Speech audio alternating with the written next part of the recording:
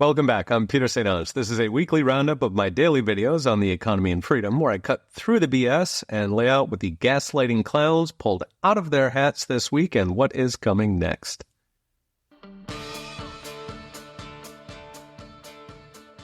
Mainstream media, including Hollywood, is in free fall. Will celebrities and CNN anchors be any good at flipping burgers? Last week, a new report estimated Hollywood's audience has dropped by nearly half since COVID, with inflation-adjusted box office dropping from $14 billion in 2019 to just over $8 billion.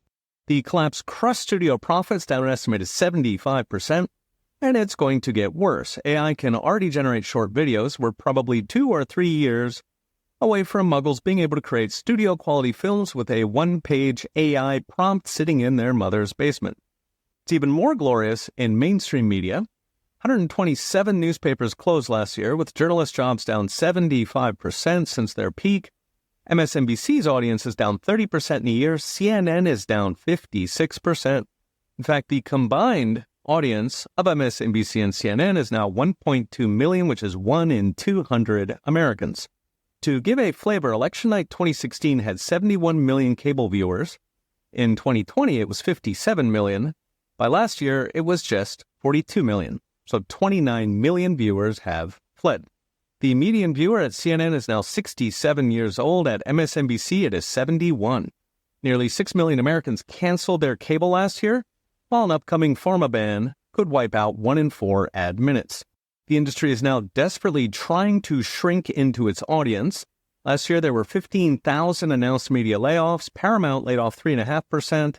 The Washington Post fired 4% of its workers. Both CNN and woke Disney fired 6%. CNN and MSNBC are now on the auction block, while CBS was just bought by a pro-Trump group who will remove all DEI and dedicate themselves to viewpoint diversity. What's driving it is two things: social media and going woke. A recent study found the majority of Americans now get their news from social media, while just 1 in 3 get it mainly from TV. In 2008, as in before social media, 55% of Americans got their news from TV. In 1995, as in before the internet, it was 72%. The second factor, of course, is entertainment went woke, jamming left-wing propaganda down viewers' throats while trying and failing to gaslight voters into the progressive utopia. According to Gallup, trust in mass media is now the lowest in 50 years, with only 31% of Americans saying they trust mainstream media. So as next, the internet and social media were existential threats to our communist media oligarchy, and they responded by shooting themselves in both feet, going woke. This is encouraging because it's the death knell for one of the biggest enemies of liberty, second only to government schools. In the 1970s, we were perhaps 50-1 underdogs in media. Up till Rush Limbaugh, we didn't have a single voice for liberty. Today, we're maybe 3-1. Give it another 5 years, and alt media will pass mainstream media, giving us a media and entertainment landscape that looks like podcasts today, dominated by alternative voices, with literally zero audience for the Leviathan gatekeepers of public opinion.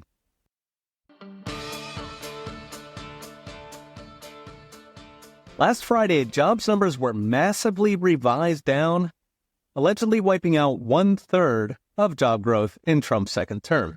Trump says the numbers are fake, jobs are booming. Other data like ADP says it is somewhere in between.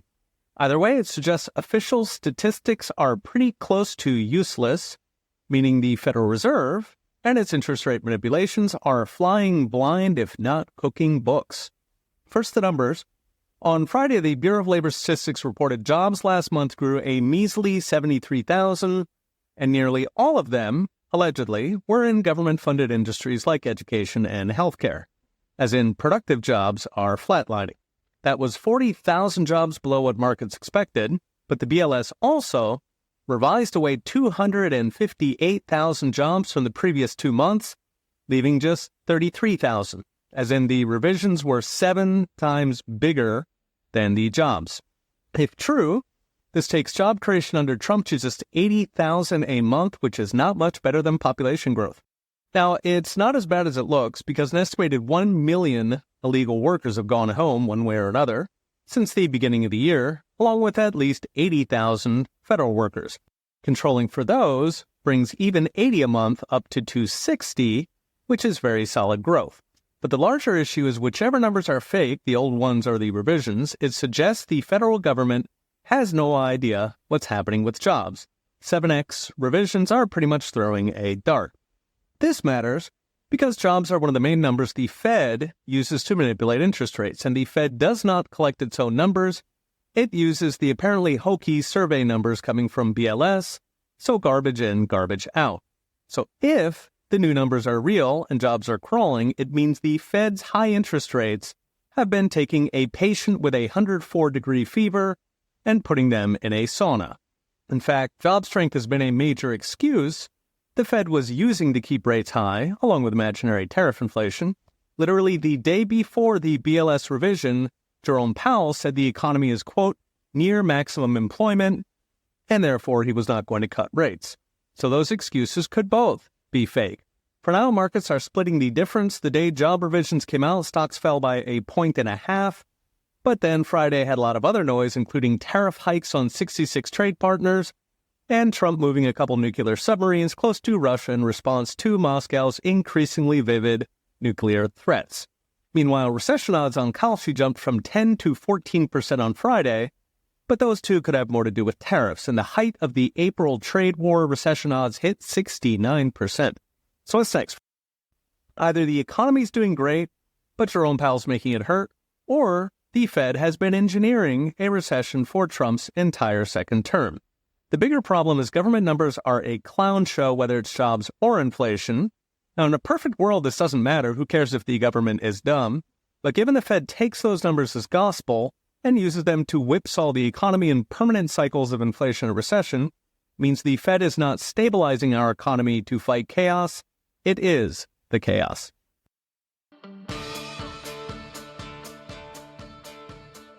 A word from our sponsor. If you own gold, and many of you do, you already understand how it protects your wealth from the insanity coming out of Washington. The inflation, the recessions, the wars. But with monetary metals, there's a way to actually earn a yield of up to 4% on your gold paid in more ounces of gold. You retain ownership of real, allocated physical gold with no storage costs while your ounces grow every month outside the banking system. If you're serious about protecting your future and building your legacy, head to monetarymetals.com/Peter to get started. Now back to our show. Donald Trump just ended federal car mileage mandates. Soon you will be able to buy a cheap car that does not kill you. Tucked inside the big beautiful bill was a little gem that zeroed out penalties on the notorious CAFE regulations, a series of Nixon-era mandates that dictated how many miles per gallon cars can get. This matters because CAFE has been a wrecking ball to the American car industry, feeding billions of subsidies to foreign car makers, driving up car prices to consumers, and literally killing tens of thousands of Americans by forcing them to drive tin cans. Now, CAFE standards were part of the Nixon-era environmental panic passed in response to gas shortages, ironically caused by Nixon's price controls. They were supposed to wean us off imported gasoline, which did not happen, but environmentalists repurposed them to save us from the angry climate fairies. They've since grown into a 1,700-page leviathan, forcing every car sold to hit increasingly comical fuel mileage. In practice, this meant making vehicles lighter and incorporating expensive features like Eco Drive or shutting off at red lights, stuff you hate but have to pay thousands for. According to the Manhattan Institute, these raised the cost of a new car by nearly $6,000, which ironically drove people into used cars that get even worse mileage because they're old. The mandate was a disaster for the American car industry. The Mackinac Center estimates compliance cost GM and Ford a combined $5 billion.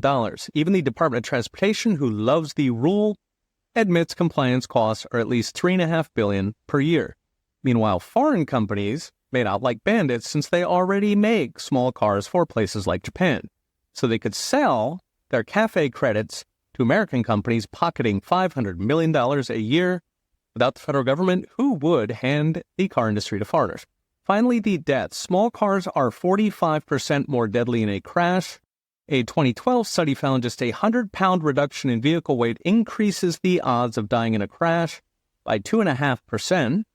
Harvard researchers estimated 100,000 Americans have died from cafe rules since 1975. Now, even if you believe the climate panic, cafe rules cost an estimated $200 per ton of carbon dioxide, which is roughly 20 times more than reforestation, which of course gives you a free forest instead of 100,000 dead Americans. Meanwhile, reducing weight meant using exotic materials like aluminum or carbon fiber that are more expensive than steel, but also use far more energy. So aluminum uses up to 8 times more energy than steel. Carbon fiber is closer to 30 times. So the materials alone canceled up to 84% of the carbon dioxide savings.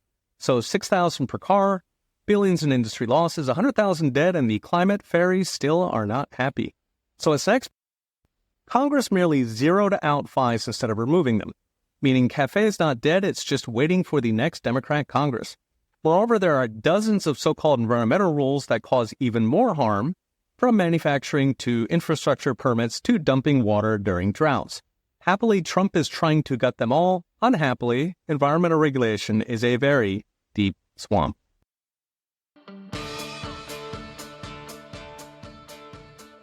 It turns out Soviet grocery stores still don't work, with Kansas City poised to shutter its city-run grocery store after dumping tens of millions trying to keep it alive. Only they had tried real socialism. With New York now poised to imitate Kansas City under their hammer and sickle mayor Mamdani, the beleaguered citizens of Gotham can look forward to perhaps hundreds of millions dumped into their locally sourced Marxist money holes. With Mamdani running 81% odds of winning on prediction market Kalshi, he'll probably get his chance. Now, considering New York has 8 million people jammed into a postage stamp, you'd think businesses might open grocery stores in New York. Alas, they don't because of predatory taxes, Kafkaesque regulations and permits, and New York's very loving attitude toward shoplifters. So instead of improving the business environment, or like arresting shoplifters, Mamdani wants government-run grocery stores. You'd think this would be an obviously bad idea since the Soviets tried for 80 years. Of course, Mamdani was educated in elite schools, so he wouldn't know about such things. Happily, we have a recent example in the fair burg of Kansas City, which was once a byline for prosperity. During World War II, the great Senator Wary of Nebraska famously advocated saving China, so, quote, "With God's help, we will lift Shanghai until it's just like Kansas City," which is probably terrifying to your Shanghai friends. Because KC ain't what it used to be. Progressive tax, regulation, and lack of police have driven out the middle class. Kansas City's population is lower than it was 50 years ago, while the American population nearly doubled. Downtown is hollowed out, businesses and jobs fled to the suburbs. This led to entire neighborhoods without large grocery stores, in response to which the city took over a struggling store, poured in $7 million to renovate it, and then handed operations to a, quote, equity and advocacy NGO who knew nothing about grocery stores. They went on to squander another $29 million in city money, driving it into the ground. Weekly customers went from 14,000 to just 3,000. Why? Because shelves are empty, produce is moldy, customers complain how the whole place smells like rotten meat. Now, this should not be surprising. Grocery stores are a well-oiled machine running on profit margins of 1 to 3 pennies on the dollar. It would be surreal if Team Equity and Advocacy even began to understand how to run one. Of course, other government-run organizations like public schools are far more complex than a grocery store. We can only imagine how much better they would be if they too were not Soviet-style enterprises. Perhaps kids could even do long division. So as next, bravely ignoring reality, New York's Mamdani is already suggesting a pilot of 5 public groceries with more on the way, suggesting several hundreds, millions of losses, and lots of moldy meat.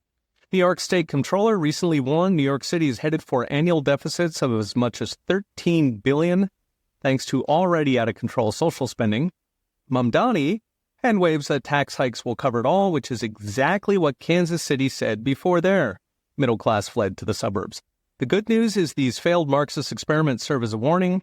The bad news is KC just gave us one, and progressives are pretending it didn't happen.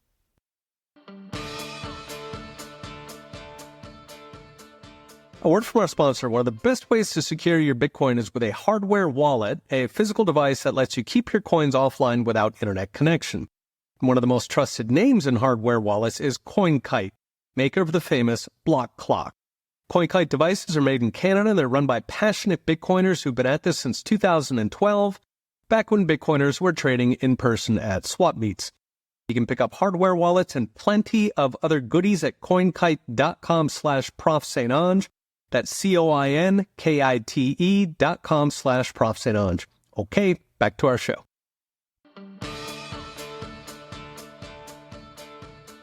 Donald Trump wants to slash interest rates. Will inflation come roaring back? Or is this time different? After last week's big job revision, it looks like Jerome Powell's long, dark winter of interest rates is finally ending. Futures are now predicting rate cuts could happen as soon as September, so in 5 weeks.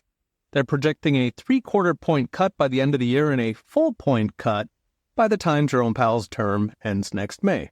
Trump characteristically is pushing harder, even for the 1% interest rates we get whenever Wall Street needs a bailout. The problem with low rates, of course, is they create inflation, because low rates make it cheap to borrow, which is good for consumers and small businesses, but if rates are too low, like say 1%, it fuels too much lending. This funds stupid businesses like Pets.com or fake meat, malinvestments in Austrian economics, but it also drives inflation because commercial banks literally print the money they lend. Now, this has been true for literally centuries of central banking, but interestingly, this time could actually be different, courtesy of a once obscure Fed program called quantitative easing, or QE. Since the 2008 crisis, QE has taken over as the main driver of inflation, with rates playing second fiddle. In fact, during COVID, QE was almost 2/3 of money printing. So quantitative easing is where the Fed literally prints fresh dollars and uses them to buy everything in sight, mainly treasuries and mortgage bonds. It does this to flood money into the economy fast. Rates can normally take 12 or 18 months to kick in. The stuff it buys goes on the Fed's balance sheet, while the trillions of fresh dollars it printed to buy all that stuff swims free, driving up inflation. Now, QE is controversial because it hands those trillions to rich people and Wall Street who own all those treasuries and mortgage bonds that the Fed buys. The poors, in return, get the inflation.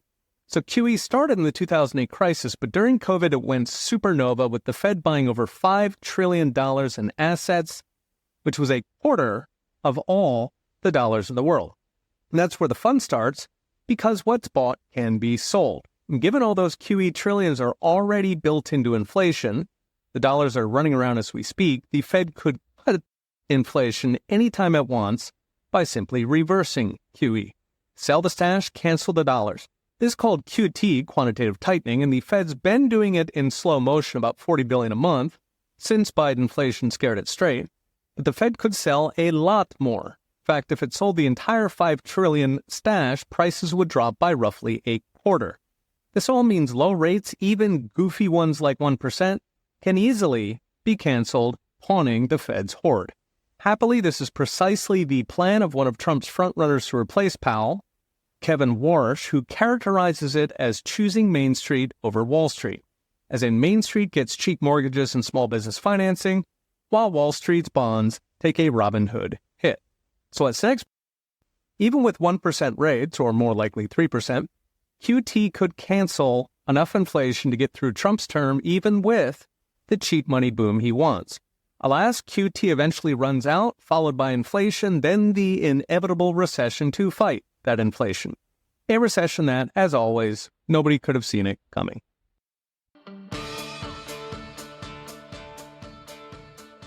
Thanks for tuning in. Remember to subscribe so you don't miss an episode, and go to petersaintange.com for daily videos and in-depth articles with charts and all the gory details. Okay, we'll be watching.